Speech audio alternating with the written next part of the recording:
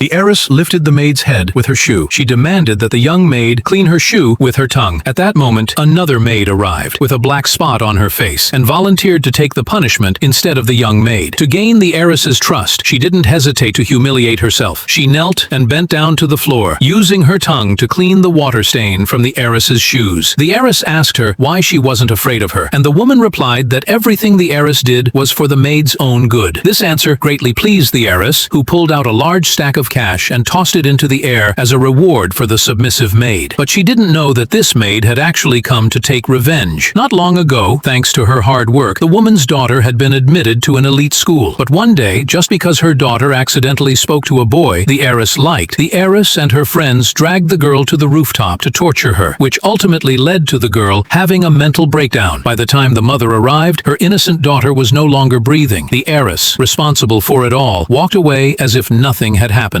It wasn't the first time she had done something like this, but she had always fixed everything with money. To get revenge, the woman entered the heiress's home as a maid. She planned to first gain the favor of the heiress's wealthy father. To make herself stand out, she applied a black mole to her face so that her appearance would be different from the other beauties. When the millionaire returned home, the woman pretended to trip and deliberately fell into his arms. The beauties accompanying the millionaire scolded her for being rude, but the millionaire didn't mind. He had already heard from his daughter that this maid was very patient and hard-working. Seeing her in person sparked a deep interest in him. At that moment, the daughter arrived and took her father by the arm. When she saw the beauties next to him, she immediately understood that her father was once again interested in a new woman. But that was nothing new to her, because every time she tortured them until they fled in fear.